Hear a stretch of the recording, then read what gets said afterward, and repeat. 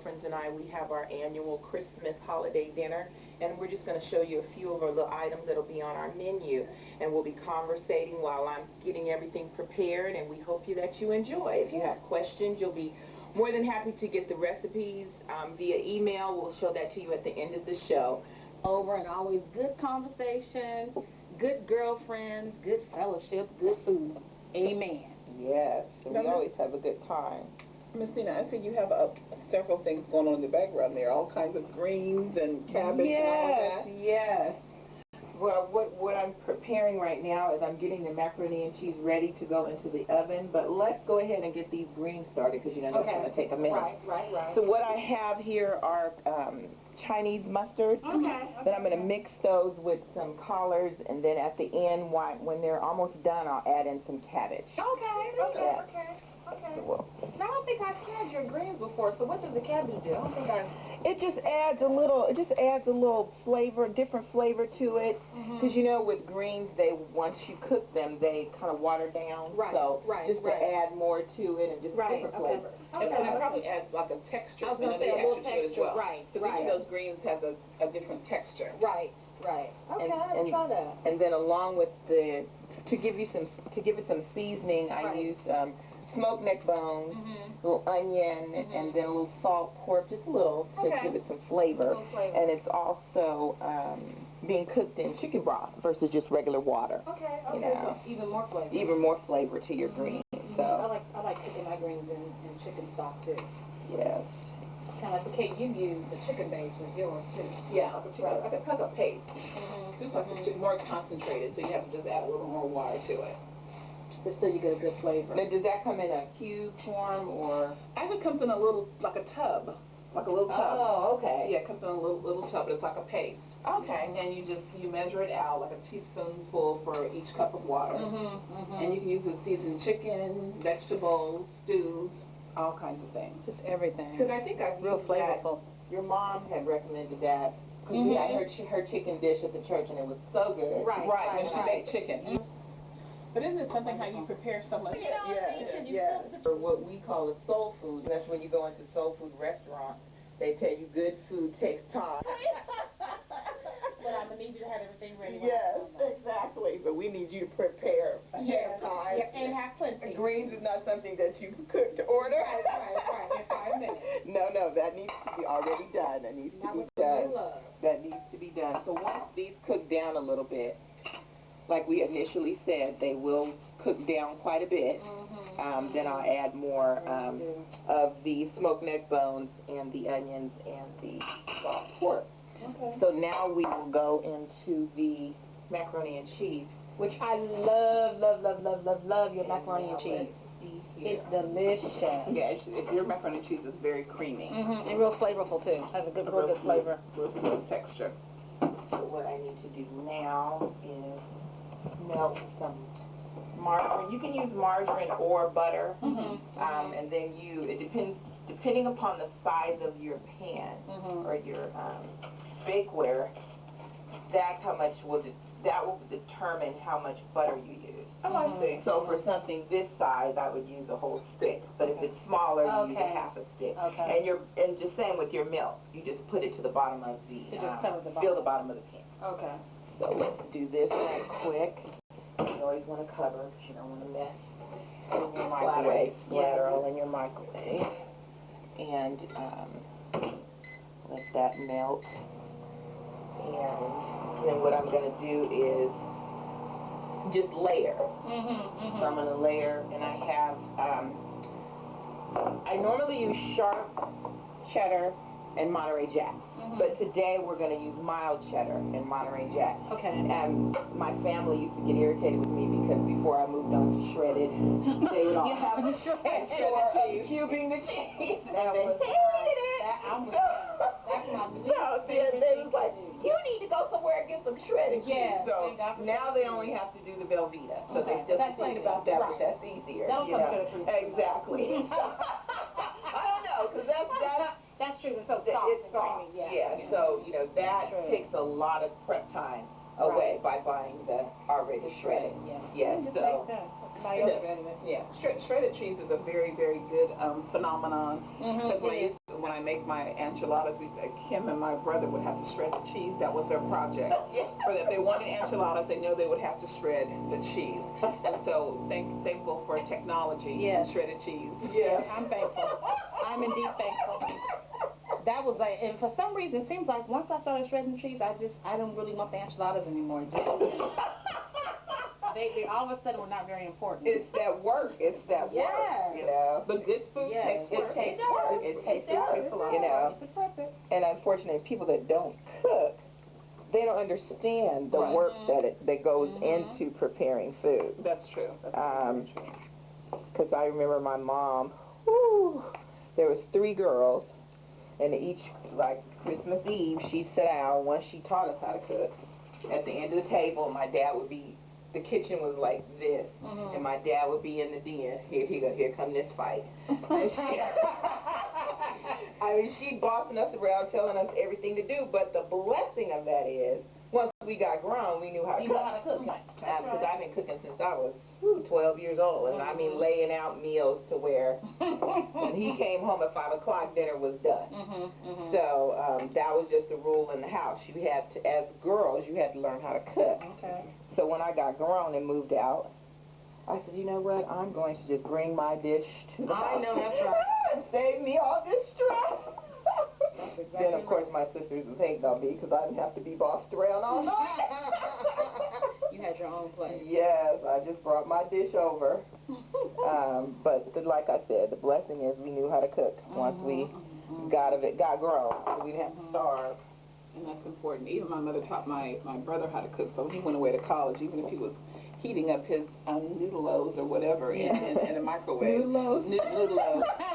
Noodle-os, spaghettios or something he was cooking. He would add his little cheese, his hot sauce to it, his sausages, and it create a whole nother meal. And he could survive. So you could eat. Yeah. Exactly. He could survive while he was in college.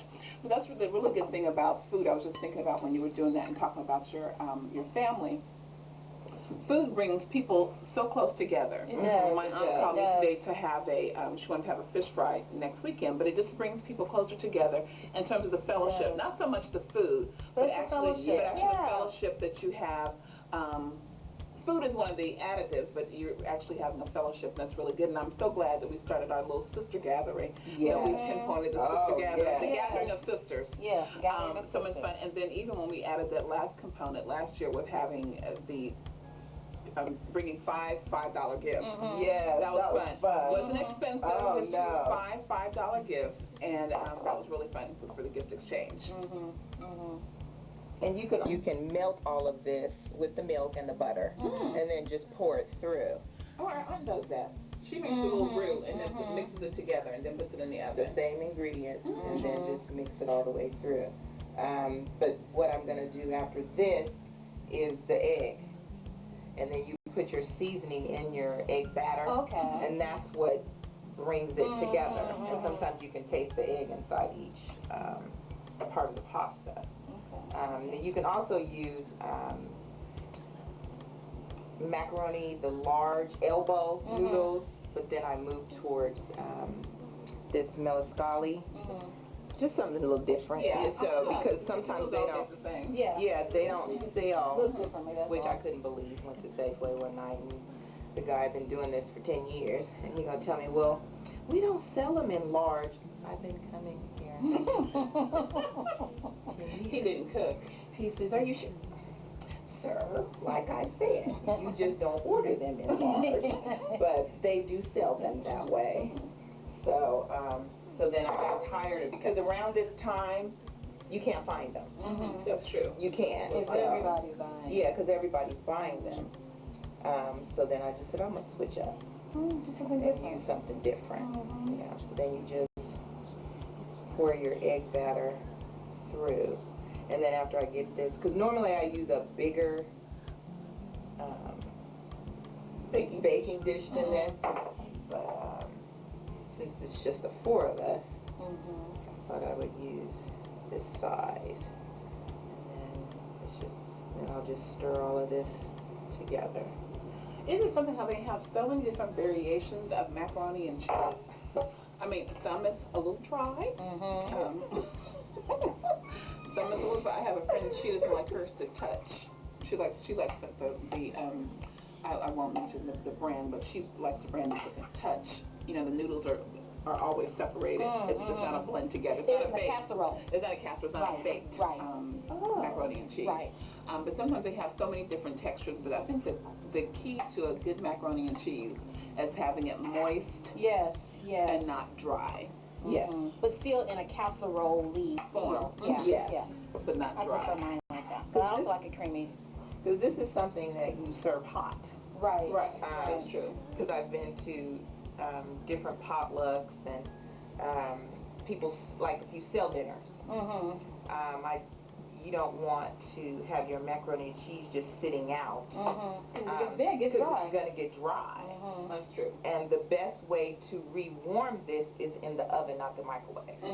Because it's gummy in the microwave. Right. So the next day, it's better to put it in the oven and rewarm it the old-fashioned way. Oh, okay. Yeah. So then it won't have that gummy texture to it. Learned that from, I tried to tell my niece that, Auntie Nina, it don't taste good the next day. You gotta use the oven. Sweetie, I'm gonna need you to use the old school. I'm gonna need, so put it in about 350. And then just, for about 20 to 30 minutes, just watch it. And then take a spoon and make sure the milk has absorbed and all the cheese has melted. Okay. Yes, so we're gonna put this in the oven, cooking down. So now I can. It's just amazing how greens cook down. Yes. Just amazing. Remember how high this was 5 minutes ago? Yes. Now you got people spoonful. No, exactly. You almost need a whole field. Yes. To feel the green. A field of green. Yes, so now To we're feed going many to people. add our neck bones in here. Smoked neck bones, which gives it a really good flavorful seasoning. And our pork here. And some more onions. And I'm going to add some more gravy. This will be cooked down in a few minutes. And I already smells really good. Yeah, everything smells wonderful.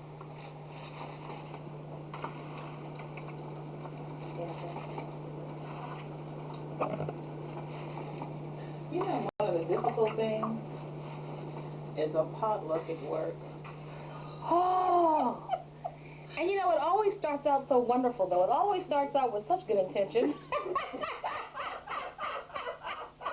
But by the time the actual thing comes, it almost tends to get a little stressful. Yes. You know what I mean? The work potluck is just, Oh I don't know what to say about the work my potluck. God! It almost becomes, then you start thinking, okay, let me bring something that I know I can eat and make a meal out of. Yes. At least I can eat something. Yes. Because you just, I mean, it's just a luck of a draw. I mean, that should be a book. That should be, or a manual. In fact, that should be part of the onboarding process. As you go through your badging and your new hire and your payroll and when you get paid. And we have office parties. And here are the rules. Precious, don't bring something that's cooked, and don't have 10 cats and make something and bring. Don't do that. Well, especially if your cats don't have any boundaries. Yeah, I just, really. I mean, really, that's a, Yeah. the office potluck. There should be a standard operating procedure. Yes, for office For potluck. office potlucks. Absolutely. I remember a friend, she said they had an office potluck and it was so many people. She said, and it's, because we come from different backgrounds and experiences, Exactly. our foods are always different anyway. But that's nice. And that's That's a good thing. wonderful. Yeah, that's That's a really good thing. Yeah. However, some are a little bit more creative than others. And so she said that as an office potluck, she said the punch was delicious. And a gentleman's mother made a cake. So she said she had 4 slices of cake and the punch. Quite get together. And so people, they don't say, I mean, it's a potluck still. Right. Go together. Enjoy it. Yeah, you want the dishes to sort of Right. to go together, even though there's people from different countries and backgrounds, and so you have a variety of different versions. Right. Even one potluck we had at my job, a lady who had sweet potatoes, and she'd added rosemary. Well, it was a whole different touch. That's different. You know, rather than adding a sugar and a nutmeg, it was a whole different touch. So, but even with that, we had different types of sweet potatoes, different versions or what have you.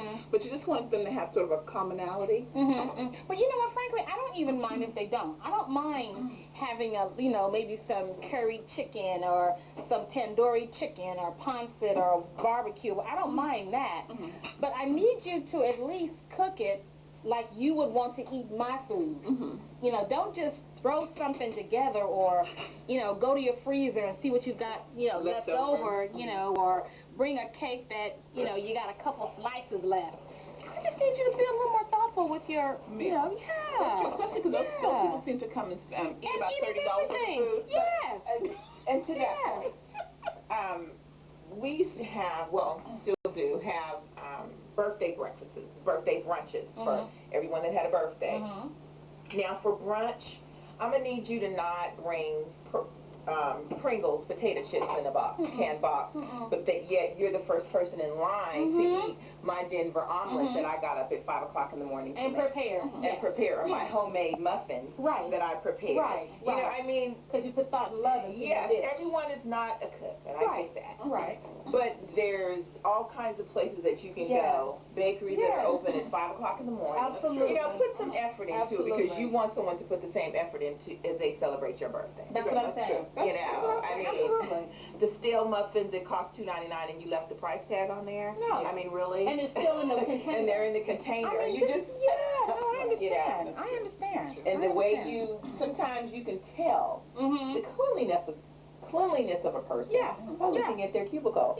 Yeah, that's true. I mean, really. That's true too. So I mean, Cubicle, that's another thing. Yeah. that's why some That's true. potlucks can get really interesting. They can. So, But then also They can.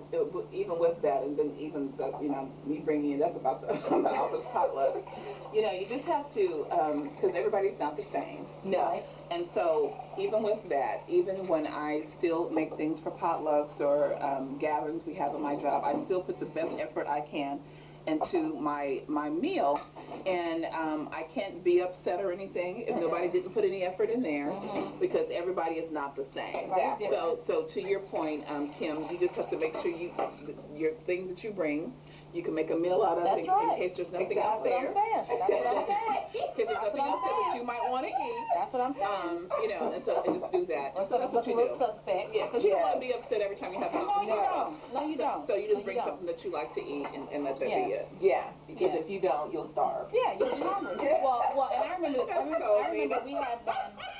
we had a Thanksgiving potluck at work last year, and so I bought greens. And so there were a lot of people at this site I was working at, a lot of different ethnic backgrounds. So I knew it would be a lot of ethnic food. So I got there, and I just wasn't feeling ethnic that day. So I bought the greens. You weren't feeling ethnic? Baby, I tell you, I had about 2 bowls of greens. So by the time I went home, everything was, I was nice and regular and flowing. Okay. But the point I'm making is that I at least had greens to eat because there was nothing else. I mean, they had a lot of, and the food looked pretty good, but I just wasn't feeling, the ethnic food that day. But at least I bought greens that had turkey meat in it, so. Were you when I had a meal. but you just upset? I would love tandoori chicken or the pancit or whatever. Now you weren't. Yeah, well, no, I wasn't feeling it that day though. It was cold and it just. Yeah. Not cold. I mean, I love those types of foods. Well, And not cold. And I think that's another thing too. When you serve food, whether you're at your home and you're serving or whatever, it's having the food hot. When it's time to eat the food is a really important thing too, because even sometimes at your home, if you don't have the adequate serving utensils or what have you, or serving bowls, you want to make sure your food is hot when your guests eat your food. Exactly. Because that makes a huge difference in terms of taste if the food is cold. And that's why I think you come in 5 minutes later after you didn't got that point, then the food is cold and you want to say, it didn't taste good like it used to because you didn't come to the dinner table when it was hot. So I'm just, you missed the hot meal. So that's the reason why, why girlfriends, whatever, come eat now. Because on an everyday meal, you don't have shapers. It's It's optimal.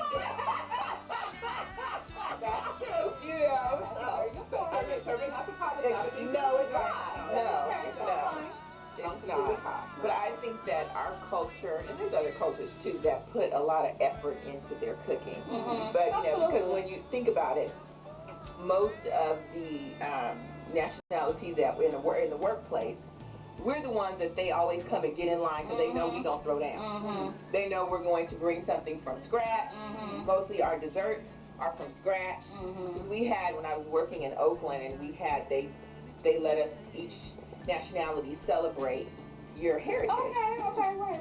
And we did a soul food meal, and we had the chafing dishes, and we had all of that. I mean, just turkey and dressing, we laid it out. Okay.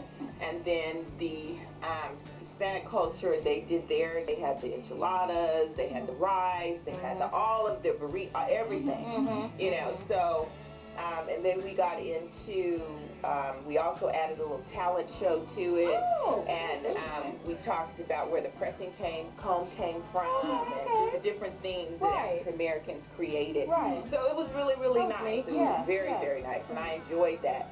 But because it's so much work, Right. the last time they did it, we just did desserts. Mhm. But that. That was a big hit too. Yeah. You know, you had the red velvet cake, you had the German chocolate cake, you had the pound cake, as well as the sweet potato pie, not the pumpkin pie. Right. We will say, is that pumpkin or is it? Right. Okay. Which one is that? Which one is that? I did have a pumpkin, a friend of mine made a pumpkin like it's almost like a souffle or something, but it was actually really, really tasty. Really? Yeah, the way she seasoned it, and I say seasoned with the brown sugar and nutmeg and cinnamon. Actually, it was really, really good. Oh. And she put pecans in it, Oh, and it was actually Okay. really, really good. It was like a souffle because she put it in a baking dish and put it inside the oven. That sounds good. Actually, it was really good. That sounds good. I have to try that when you make it, Miss Kay. And you know what? And with pumpkin, it's probably a matter of seasoning. Yeah. Probably Because so. it probably will taste similar to sweet potato, Potato. but you know, again, culturally, Exactly. we probably use different seasonings than Right, other cultures exactly. would use. So it probably will still taste good. I made a pumpkin cheesecake once, and it was really good, but it was very different than if I would have perhaps used sweet potato. I could definitely tell the difference. It was still good, but I can see how the difference would be and how we flavor something. On that note, you ladies make very good yams. Now in like a little small pot or a pot, then I would add water, forgetting that they make their own, not knowing that they make their own water. Oh, absolutely. Right, So, because my right. mother would get up, be Christmas, Thanksgiving, and she said, no, you just leave them in the put them And they in just like do your their thing, pan, right. and put your little butter, nutmeg, Yep. little cinnamon, and let them do their thing. Yeah, yeah. And so that's how I make them now. Mm-hmm. But you know, it's a hit or miss. You know, depending upon how long you leave them on the stove and let that syrup. Right, You know, let right. it make its own syrup. Right, right. Because one time I made them and my family said, "Ooh, these taste like Mama's." Yeah, I got it good today. It was a hit. It was a hit today. Now Christmas, Today was a hit. today was a hit. It's a certain pot that I use. Okay. Because that certain pot has a certain temperature. Yes. It's temperature. But what I started doing was when I make them, I use a fork to test the tenderness. Yes. And even when they're still a little firm, I turn off the pot. Because the cookware I use is still cooking after I turn off the pot. Okay. So they're still steaming even inside the pot after I've turned it off. Okay. Because the first couple of times I made them, they were sweet potato pie. All I needed was the pie shell, and they would have been sweet potato pie. And so I had to learn not to cook them so long. Yes. I had to learn not to cook them so long. And when I don't cook them a very long time, and turn them off, it helps them because they just steam the rest of the time, the rest of the way. And that's the best way to do that. And I started cutting mine larger Okay. and not real small pieces. Yes. Because they seem to stay together a little longer when you're trying to stir them up and everything. They don't break apart. So my pieces are a little bit larger. Because I cut mine up larger, but then I don't touch them after because I do this. Oh, I don't touch them. But then you made yours in a skillet. Yes, I make mine in a skillet. Oh, okay. And then I just put, like I said, the butter, the nutmeg, the sugar. I put a lot of sugar. Right. Yeah, on Yeah, mine. that's that's what makes that syrup. Right. But I don't, once they get soft, I don't touch them. I just do this Right. with the pan, Uh-huh. you know. So, but it took me a while to get that down. Right. You know, I had to think about how my mother did it, and Right. then I think it was a guy. He and his wife used to go to Friendship. He said, "Oh no, Nita, you don't use no water." You know, he was a cook. Right, You know, and he said, "Oh no, don't use the water. It takes its own way." And after that, it was on. You know, but I noticed that when I'm cooking a lot for Thanksgiving or Christmas or a big dinner, I don't want to. If you do a whole lot of different meals at one time, you get, you know, you can't really put in your time to eat with each meal. Right. Not like today, it's just greens and macaroni and cheese. So that's easier for me to. Then I'm not worried about, okay, is my turkey or is my this good? And it's probably better for me to do two things maybe that night and then the other two in the morning. That's a good idea. That's what I do too. You And know? I cook them all the same day. Yeah, the same day anyway. Yeah. And we won't add bacon. Well, then, It's too much. and then it really takes almost the joy of doing does. it, you know, because especially if you are a cook or a baker, and then you enjoy what you do. And Exactly. part of enjoying what you do is enjoying the whole process.